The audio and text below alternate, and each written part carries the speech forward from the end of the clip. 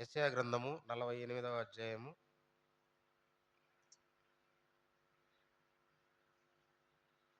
యెషయా గ్రంథము 48వ అధ్యాయము 17, 18 వచనాలు, 2 వచనాలు మనము అందరం కలిసి చదువుకుందాం. 17, 18 వచనాలు అందరం కలిసి చదువుకుందాం. యెషయా గ్రంథము 48వ అధ్యాయము 17, 18 వచనాలు. నీ విమోచకుడును ఇశ్రాయేలు పరిశుద్ధ దేవుడనైన యెహోవా ఇలాగ సెలవిస్తున్నాడు. నీకు ప్రయోజనం కలుగునట్లు నీ దేవుడైన యెహోవానగు నేనే నీకు ఉపదేశం చేయుదును. నీవు నడవలసిన త్రోవను నిన్ను నడిపించుదును. నీవు నా ఆజ్ఞలను ఆలకింపవలనని నేనెంతో కోరుచున్నాను. ఆలకించిన ఎడల నీ క్షేమం నది వలెను, నీతి సముద్ర తరంగం వలెను ఉండును. ప్రార్థన చేసుకుందాం.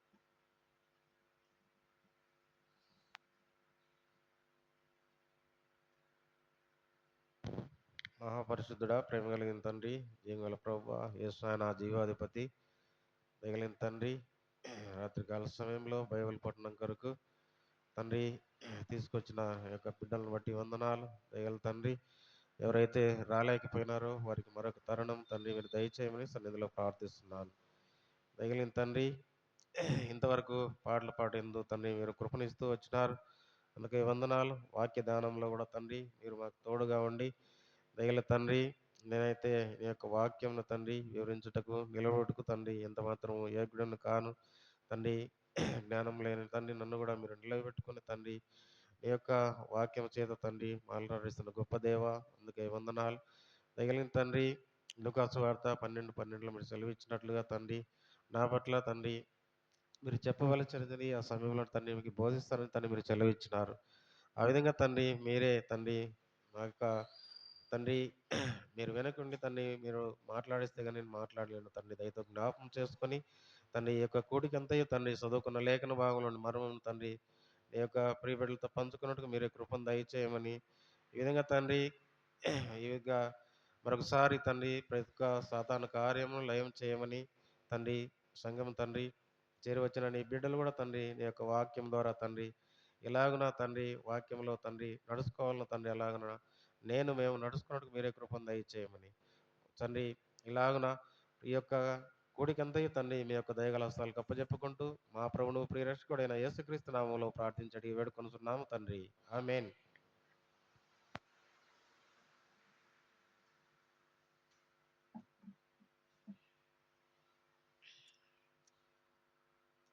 మనము ఇక్కడ చదువుకున్న యొక్క లేఖన భాగంలో యెషయా గ్రంథము 48వ అధ్యాయం 17, 18 వచనాల్లో నీ విమోచకుడు ఇశ్రాయేలు పరిశుద్ధ దేవుడనైన యెహోవా ఇలాగు సెలవిస్తున్నాడు. నీకు ప్రయోజనం కలుగునట్లు నీ దేవుడనైన యెహోవానగు నేను నీకు ఉపదేశం చేయుదును. నీవు నడవవలసిన త్రోవను నిన్ను నడిపించుదును అని 17వ వచనంలో ఇక్కడ మనము ఈ యొక్క యెషయా ప్రవక్త ద్వారా ఎవరైతే మనము ఇక్కడ మొదటి వచనాల్లో ఇక్కడ చూస్తే ఇశ్రాయేల్ ప్రజలు, యాకోబు వంశస్థులైన ఇశ్రాయేల్ ప్రజలకు ఈ విధంగా చెప్తూ వస్తున్నాడు దేవుని వాక్యం. దేవుడే ఈ విధంగా చెప్పిస్తూ వస్తున్నాడు. నీ విమోచకుడును ఇశ్రాయేలు పరిశుద్ధ దేవుడన యెహోవా ఇలాగ సెలవిస్తున్నాడు. నీకు ప్రయోజనము కలుగునట్లు నీ దేవుడనైన యెహోవా నాకు నేనే నీకు ఉపదేశము చేయుదును. నీవు నడవలసిన త్రోవను నిన్ను నడిపించుదును. ముందుగా నీ విమోచకుడు, ఈ లోకములో నుంచి దేవుడు లోకమనే పాపము నుండి మనల్ని విమోచించినాడు. మరి లోకంలో అనేక మంది ఉన్నారు. మరి అందరినీ దేవుడు విమోచించలేదు. ఎందుకంటే ఎవరైతే ఆయన చిత్తంలో ఆయన యొక్క ఏర్పాటులో ఉన్నారో వారినే ముందుగా దేవుడు విమోచించుకున్నాడు. అంటే పరిశుద్ధ దేవుని బిడ్డగా చేసుకున్నాడు. చేరి వచ్చిన మనమందరినీ కూడా. మనం ఇక్కడ ఊరికే చేరి రాలేదు. దేవుని చిత్తంలో దేవుని ఏర్పాటులో మనం ఉన్నాం కాబట్టే దేవుడు ఏర్పాటు చేసుకున్నాడు కాబట్టి ఈ యొక్క సమయంలో మనం ఇక్కడ కూడుకొని ఉన్నాము. కాబట్టి నీ విమోచకుడును ఇశ్రాయేలు పరిశుద్ధ దేవుడనైన యెహోవా ఇలాగ సెలవిస్తున్నాడు. నీకు ప్రయోజనం కలుగునట్లు నీ దేవుడనైన యెహోవానగు నేనే నీకు ఉపదేశం చేయుదును. దేవుని వాక్యం ఉపదేశం అంటే దేవుని వాక్యము. ఇక్కడ నిలవబడి ఎవరైనా చెప్పొచ్చు దేవుని వాక్యము. ఆ వాక్యము అందులోని అర్థమును మనం తెలుసుకోవాల. ఈ యొక్క ఉపదేశము ఇక బైబిల్ గ్రంథం ఒకటే. చెప్పేవారు అనేక రకాలుగా చెప్తారు ఈ యొక్క వాక్యంలో. మరి అందులోని మర్మమును మనం గ్రహించి దేవుని వాక్యంతో మనం ఎలాగుండాలా? ఎలాగ నడుచుకోవాలా? అనేది మనము అలాగ నడుచుకోవాలా. ఈ యొక్క ఉపదేశము దేవుని వాక్యం విని అలాగ నడుచుకోవాలా. మరి చూడండి, నీకు ఉపదేశం చేయుదును, నీవు నడవలసిన త్రోవను నిన్ను నడిపించుదును. ఉపదేశం చేసేదే కాకుండా నీవు నడవలసిన మనం ఏ విధంగా ఎక్కడ ఏ విధంగా నడచాలా అనేది మనకు త్రోవను కూడా ఆ త్రోవలో మనం నడిపించే దేవుడుగా ఉంటున్నాడు. ముందుగా మనల్ని విమోచించినాడు. తర్వాత మనకు ఉపదేశం చేస్తున్నాడు. అంతేకాకుండా ఈ లోకంలో మనం ఏ విధంగా ఉండాలా, ఏ విధంగా జీవించాలా, ఏ విధంగా నడుచుకోవాలా అనే విషయాలన్నీ కూడా దేవుడు ఎంతో చక్కగా ఈ యొక్క బైబిల్ గ్రంథంలో వ్రాయించున్నాడు. అంతేకాకుండా ఇవన్నీ చేయాలంటే మనం ఏం చేయాలా? ముందుగా చూడండి, నీవు నా ఆజ్ఞలను ఆలకింపవల్లని నేనెంతో కోరుచున్నాను. ఆలకించిన ఎడల నీ క్షేమం నది వలెను, నీ నీతి సముద్ర తరంగం వలన ఉండును. చూడండి, ముందుగా మనం ఇవన్నీ మన యొక్క జీవితంలో మనం ఉండాలంటే ఏం చేయాలి? మనము దేవుని మాట, ఆయన యొక్క ఆజ్ఞలను ఏవైతే దేవుని యొక్క ఆజ్ఞలు ఉన్నాయో, ఆజ్ఞలు అంటే దేవుని వాక్యం కూడా ఆజ్ఞ. ఆజ్ఞలంటే 10 మనకు 10 ఆజ్ఞలు ఉన్నాయి. అవే కాకుండా దేవుని బైబిల్ గ్రంథంలో ఉన్న ప్రతి వాక్యము, ప్రతిదీ కూడా ఆజ్ఞే. ఇందులో ఏది కూడా పొరపాటు గాని ఏమి గాని లేదు. కాబట్టి ప్రతి మాట ఆజ్ఞే. మరి నీవు నా ఆజ్ఞలను ఆలకింపవలనని నేనెంతో కోరుచున్నాను.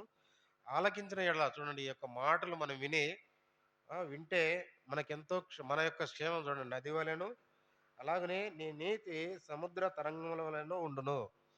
మరి ఎంత గొప్ప మేలు, క్షేమము మనకు ఇవన్నీ కూడా మనం మన జీవితంలో మనకు రావాలంటే మనం దేవుని మాట వినాలా. ఆయన యొక్క ఆజ్ఞలను అనుసరించి నడుచుకుంటే మనకు అనేక మేలులు ఉంటాయని దేవుని వాక్యము మనకు సెలవిస్తున్నది. మరి ఈ మాటలు విని దేవుని యందు విశ్వాసం ఉంచిన మన యొక్క దేవుని బిడ్డ మన యొక్క పితరులు ఏ విధంగా నడుచుకుంటూ వచ్చినారు అనే విషయాలు మనం కొన్ని మాటలు మనం ధ్యానించుకుందాం. చూడండి, ముందుగా దేవుని మాటను ఆదికాండము యొక్క మాటలు, ఎందుకంటే బైబిల్ గ్రంథం ఒకటే. అనేక సార్లు మనము వాక్యం విని ఉంటాం. మరి దేవుని మాట విని ఆదికాండము 12వ అధ్యాయము మొదటి 2 వచనాలు. యెహోవా, నీవు లేచి నీ దేశము నుండి, నీ బంధువుల యొద్ద నుండి, నీ తండ్రి ఇంటి నుండి బయలుదేరి నేను నీకు చూపించు దేశమునకు వెళ్ళుము. నిన్ను గొప్ప జనముగా చేసి నిన్ను ఆశీర్వదించి నీ నామమును గొప్ప చేయుదును. నీవు ఆశీర్వాదముగా నుందువు. నిన్ను ఆశీర్వదించు వారిని ఆశీర్వదించేదను, నిన్ను నిన్ను దూషించు వారిని శపించేదను.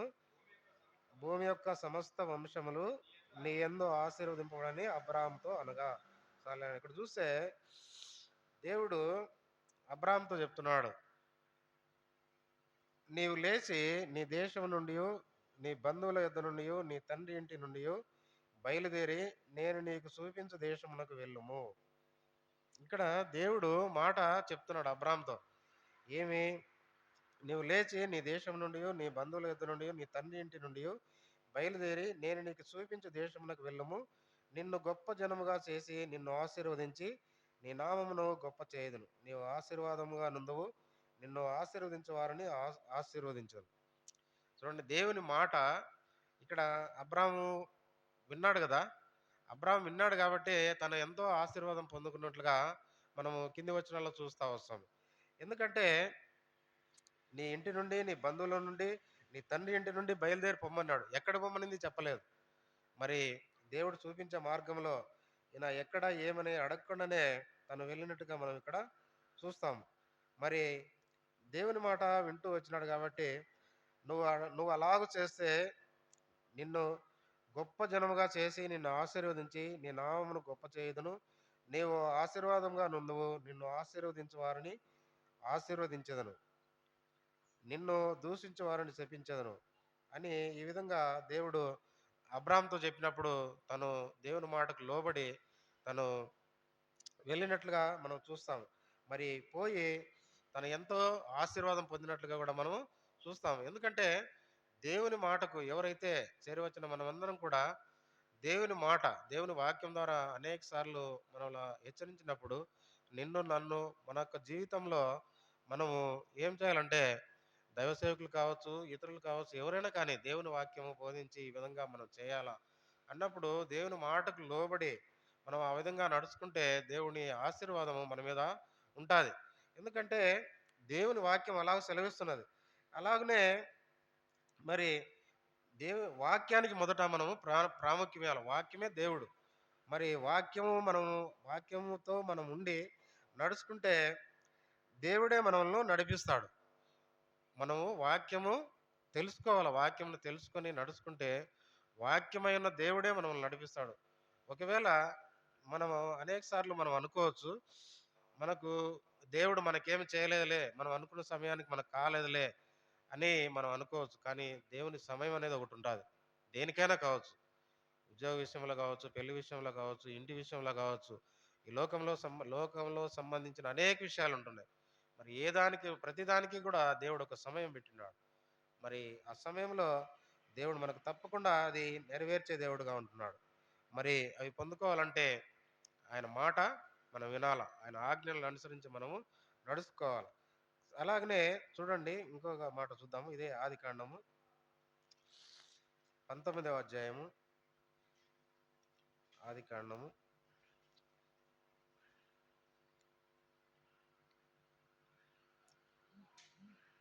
19వ అధ్యాయము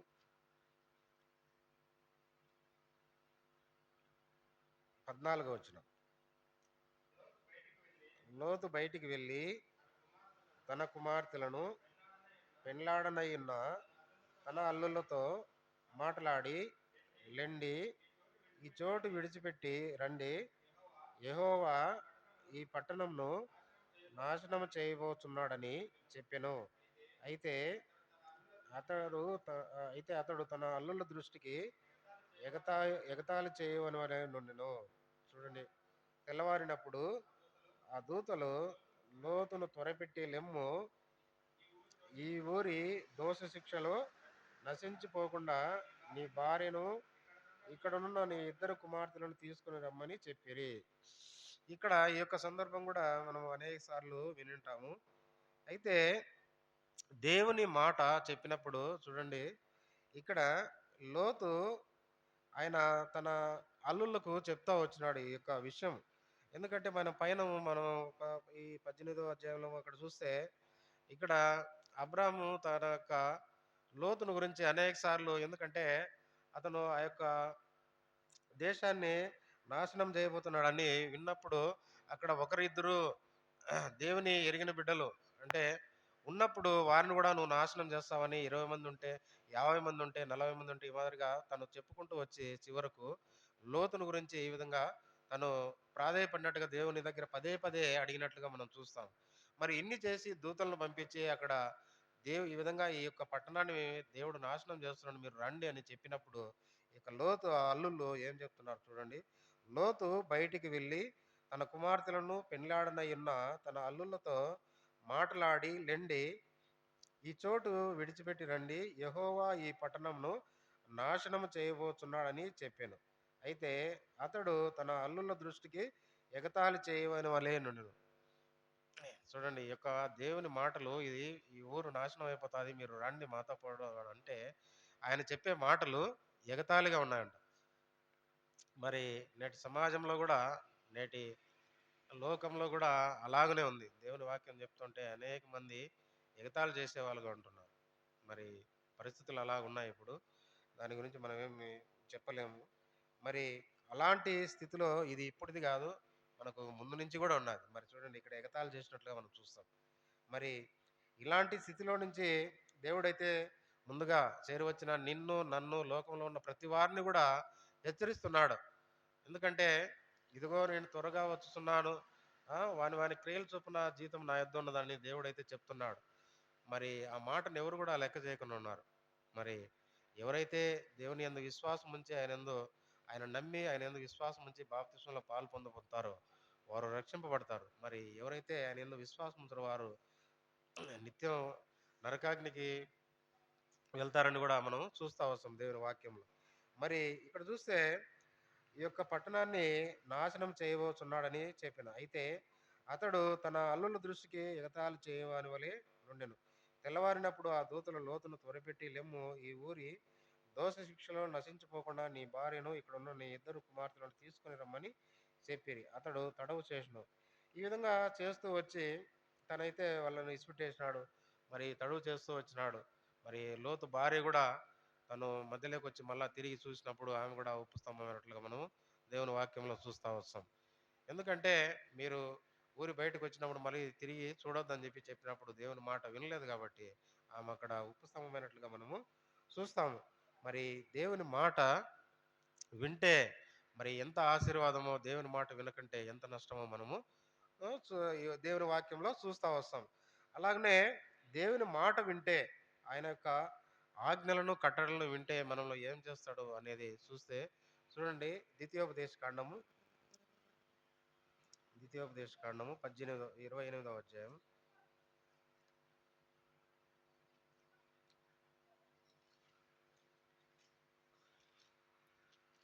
ఇక్కడ మొదటి నుంచి కొన్ని వచనాలు మనం గమనించినట్లయితే, మొదటి నుంచి కొన్ని వచనాలు చదవనండి. 28వ అధ్యాయము మొదటి నుంచి. ద్వితీయోపదేశ కాండము 28వ అధ్యాయం కాదు, మొదటి నుంచి మొదటి వచనం, రెండవ వచనం. ద్వితీయ ద్వితీయోపదేశ కాండము 28వ అధ్యాయము. నీవు నీ దేవుడైన యెహోవా మాట శ్రద్ధగా విని, నేడు నేను నీకు ఆజ్ఞాపించుచున్న ఆయన ఆజ్ఞలన్నింటినీ అనుసరించి నడుచుకునే యెడల నీ దేవుడైన యెహోవా భూమి మీదనున్న సమస్త జనముల కంటే నిన్ను హెచ్చించును. నీవు నీ దేవుడైన యెహోవా మాట వినిన యెడల ఈ దీవెనలన్నీ నీ మీదికి వచ్చి నీకు ప్రాప్తించును. నీవు పట్టణంలో దీవింపబడదువు, పొలంలో దీవింపబడదువు అని ఈ విధంగా దేవుని వాక్యము ఎవరైతే విని ఆయన మాట వింటారో వారికి ఈ విధంగా ఈ యొక్క ఆశీర్వాదాలన్నీ ఉంటాయని దేవుని వాక్యంలో మనకు సెలవించినట్లుగా మనం చూస్తూ వస్తున్నాం. ఇక్కడ ఈ మాటలన్నీ కూడా మోసే యొక్క ప్రజలకు, అలాగనే దేవుని ద్వారా మోసేకు ఈ యొక్క మాటలన్నీ కూడా దేవుని ద్వారా మాట్లాడించినట్లుగా మనం చూస్తూ వస్తాం. 27వ వచనంలో మోసేతో దేవుడు మాట్లాడించినట్టుగా మనం చూస్తూ వస్తాం. ఎవరైతే ఆయన మాట విని, ఆయన మాట చూడండి, శ్రద్ధగా విని, నేడు నేను నీకు ఆజ్ఞాపించుచున్న ఆయన ఆజ్ఞలన్నింటినీ అనుసరించి నడుచుకునే యెడల నీ దేవుడైన యెహోవా భూమి మీదనున్న సమస్త జనముల కంటే నిన్ను హెచ్చించును. నీ దేవుడైన యెహోవా మాట వినిన యెడల ఈ దీవెనలన్నీ నీ మీదకి వచ్చి నీకు ప్రాప్తించును. నీవు పట్టణంలో దీవింపబడదువు, నీ పొలములో దీవింపబడదువు, నీ గర్భఫలము, నీ భూఫలము, పశువుల మందలు, దుక్కటెద్దులు, నీ గొర్రె మేకల మందలు దీవింపబడదు. ఇవన్నీ కూడా మనం పొందుకోవాలంటే మొదటి 2 వచనాల్లో మనం చెప్పినట్లు ఏం చేయాలా? ఆయన మాట శ్రద్ధగా వినాలా. మరి శ్రద్ధగా విన్నప్పుడు ఇవన్నీ కూడా ఆయన యొక్క మాట విని ఆయన యొక్క ఆజ్ఞలన్నీ వాటిని అనుసరించి మనం నడుచుకోవాలి. దేవుని వాక్యమును అనుసరించి మనం నడుచుకుంటే ఇవన్నీ కూడా మనం ఎక్కడ కూడా మనకు ఎలాంటి ఇబ్బంది కూడా ఉండదు. మరి ఈ దీవెనలన్నీ కూడా దేవుడు మనకు దయచేసేవాడుగా ఉంటున్నాడు. మరి అంతేకాకుండా చూడండి 14వ వచనంలో, ఇదే అధ్యాయం 14వ వచనం, 28వ అధ్యాయం 14వ వచనం. అన్యుల దేవతలను అనుసరింపకయు వాటిని పూజింపకయు నున్న యెడల నీవు అనుసరించి నడుచుకొనవలెనని నేడు నేను నీకు ఆజ్ఞాపించుచున్న నీ దేవుడైన యెహోవా ఆజ్ఞలను విని వాటిని అనుసరించి గైకొనిన యెడల యెహోవా నిన్ను తలగా నియమించును గాని తోకగా నియమింపడు. నీవు పైవాడవుగా ఉందువు గాని క్రిందివాడవుగా ఉండవు. చూడండి దేవుని వాక్యము. చూడండి, నీ దేవుడైన, ఇక్కడ కింది వచనాలు మనం గమనించినట్లయితే, నేడు నేను నీకు ఆజ్ఞాపించున్న నీ దేవుడైన యెహోవా ఆజ్ఞలను విని వాటిని అనుసరించి గైకొనిన యెడల యెహోవా నిన్ను తలగా నియమించును గాని తోకగా నియమింపడు. నీవు పైవాడవుగా ఉందువు గాని క్రిందివాడవుగా ఉండవు. ఎంత గొప్ప ధన్యత చూడండి దేవుడు మనకు ఇస్తున్నాడు. ఆయన మాట విని ఆయన యొక్క ఆజ్ఞలను మనం గైకుంటే దేవుడు మనల్ని తలగా నియమిస్తాడు గాని తలగా నియమించును గాని తోకగా నియమింపడంట. అంతేకాకుండా నీవు పైవాడవుగా ఉందువు గాని క్రిందివాడవుగా ఉండవు. మరి ప్రతి విషయంలో ప్రతి దాంట్లో కూడా నువ్వు పైవాడవుగా ఉండు అని కిందివాడవుగా ఉండవని దేవుని వాక్యం మనకు సెలవిస్తున్నది. అయితే మనం ఏం చేయాలంటే మొదటి వచనంలో మనం చెప్పినట్టు ఆయన ఆజ్ఞలను ఆయన మాట శ్రద్ధగా విని ఆయన యొక్క ఆజ్ఞ ఆయన ఆజ్ఞాపించిన ఆయన ఆజ్ఞలన్నింటినీ అనుసరించి నడుచుకోవాలి. నడుచుకున్నప్పుడు ఇవన్నీ కూడా మనం పొందుకునే వారంగా ఉంటాం. అలాగనే చూడండి ఇంకొక మాట, మరి దావీదు జీవితంలో కూడా తను ఎంతో పొందుకున్నట్లుగా మనం దేవుని వాక్యం ద్వారా తను అనేక విధాలుగా దేవుని ద్వారా పొందుకుంటూ వచ్చినాడు. కీర్తనల గ్రంథము 17వ అధ్యాయము 3-4 వచనాలు. కీర్తనల గ్రంథం 17వ అధ్యాయము. రాత్రి వేళ నీవు నన్ను దర్శించి నా హృదయమును పరిశీలించితివి, నన్ను పరిశోధించితివి. నీకు ఏ దురాలోచనయు కానరాలేదు. నోటి మాట చేత నేను అతిక్రమింపను. మనుష్యుల కార్యముల విషయమైతే బలత్కారుల మార్గముల తప్పించుకొనుటకై నీ నోటి మాటను బట్టి నన్ను నేను కాపాడుకుని ఉన్నాను. 5వ వచనం. నీ మార్గముల యందు